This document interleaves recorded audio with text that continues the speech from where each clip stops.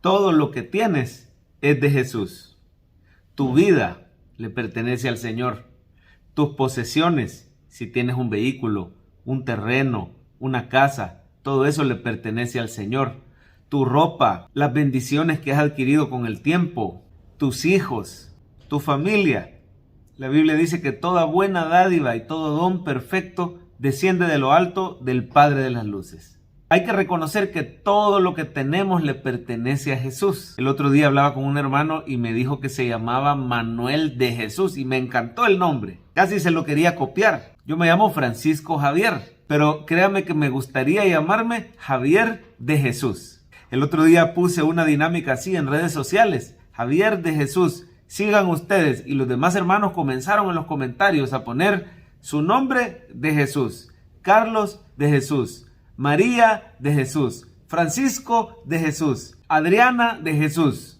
Qué felices somos cuando reconocemos los creyentes que nuestra vida y todo nuestro ser y todo lo que tenemos y todo lo que somos se lo debemos al Señor. Como dice aquel canto precioso, todo se lo debo a Él. Mi vida, mi sustento, mi fuerza, la salud. Nuestra vida entera le pertenece al Señor. Hay que reconocer que cuando Cristo nos salvó, también nos compró y ahora somos suyos. Hay que ofrecernos voluntariamente al Señor por completo para que nuestra vida y nuestros bienes y todo nuestro ser, nuestro tiempo, nuestro dinero incluso, le sirva al Señor. Todo es prestado, nosotros solo lo administramos. Fíjense que en Levítico 27, donde termina el libro de Levítico, se habla de esas ofrendas voluntarias o de esos votos donde le consagramos al Señor algo nuestro. Por ejemplo, el israelita voluntariamente podía consagrar su propia vida para el servicio al Señor, o consagrar a un hijo, dedicarlo como Ana dedicó al pequeño Samuel y lo dio para el servicio del Señor, o podía consagrar un terreno para el Señor, una vaca, un animalito, un buey. Uno podía consagrarse a uno mismo o consagrar sus posesiones para el Señor. Curiosamente, ahí hay que hacer una pequeña aclaración. Cuando uno se consagraba para el servicio al Señor o para servir en el tabernáculo, en realidad el Señor ya tenía una tribu entera, los levitas, para hacer eso. Así que lo que se hacía era dar el precio o el equivalente del servicio de esa persona como ofrenda consagrada al Señor. Algunos con curiosidad se preguntan, ¿y por qué se paga más por un varón que por una mujer? ¿Acaso la Biblia es machista? ¿Por qué vale más un hombre que una mujer? Pero claramente delante de Dios no hay acepción de personas.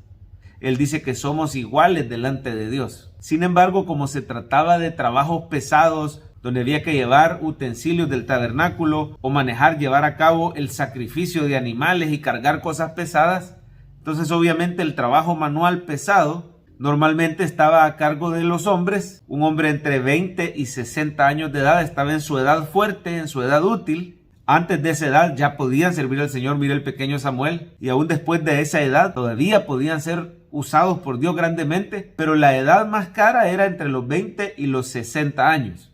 Pero uno se podía consagrar al Señor. Qué precioso es ver que Levítico empieza con una entera consagración y termina con una entera consagración. El capítulo 1 de Levítico hablaba de los holocaustos, donde el animalito era quemado por completo en ofrenda agradable al Señor. Y en Levítico 27, el libro termina hablando de estas ofrendas donde uno se entrega voluntariamente al servicio del Señor. ¿Dónde se ve Cristo en Levítico 27? Él se entregó voluntariamente para servir a Dios Padre. Él se entregó por completo. Cuando veamos la cruz, veamos una ofrenda voluntaria. El Señor dijo, nadie me quita mi vida, yo la pongo voluntariamente. Tengo poder para ponerla y tengo poder para volverla a tomar. Por eso Él resucitó y fue exaltado hasta lo sumo. Pero Jesús es el siervo de Dios por excelencia.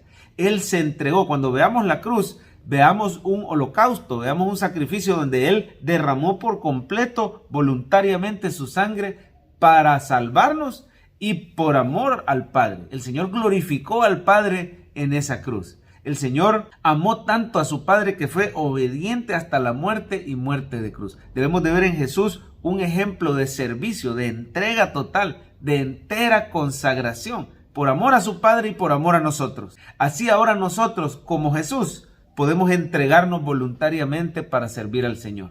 Ponga su tiempo para servicio de Dios. Ponga su casa para que se abra un life group o una célula donde se enseñe la palabra de Dios y se disipule a otros. Utilice su vehículo para darle ride a personas que quieren ir a la iglesia o al culto entre semana. Que nuestro dinero apoye la causa de Cristo. Encuentre una buena iglesia y apóyela financieramente. Apoyemos las misiones, la predicación.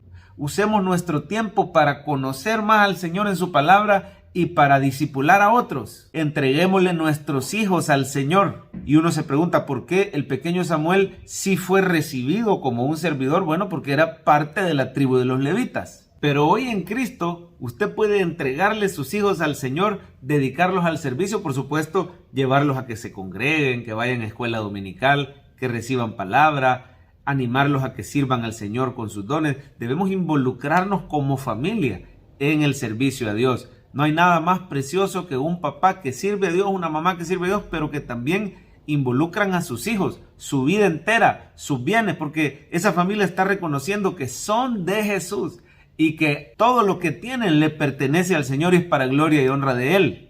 Por último, la Biblia hace una advertencia que uno tiene que pensar bien y tomar conscientemente esa decisión de entregarse para el servicio a Dios. No lo tiene que hacer a la ligera o por emoción, sino por una convicción de que el Señor nos ama y nos está llamando a servirle. No debemos darle al servicio un segundo, un tercer lugar en nuestra vida, sino darle absoluta prioridad. Ahí en el pasaje, siempre en Levítico 27, se ve que habían personas que ofrecían voto impulsiva o emocionalmente y luego se arrepentían y lo querían redimir.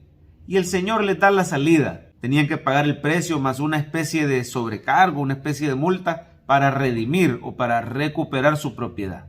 Pero les hubiera sido mejor no hacer votos. No era pecado abstenerse de hacer un voto para no estar después queriéndolo recuperar. La forma como aplicamos esto es que le demos prioridad verdadera al servicio. No lo ofrezcamos por impulso y después no lo podemos cumplir. Con tristeza puedo testificarle que hay personas en el ministerio que el propio domingo en la mañana están avisando que no van a llegar o a veces ni siquiera avisan. Y entendemos que es algo voluntario, pero recordemos que el servicio se le da al Señor y se le debe dar con excelencia, por convicción. Usted quizás no faltaría a su empleo, pero el servicio al Señor lo vemos como de segunda categoría. Muchas veces le damos más prioridad al trabajo y a las cosas de este mundo que al Señor. Pero Cristo se entregó por completo. Debemos usted y yo hacer lo mismo por Él.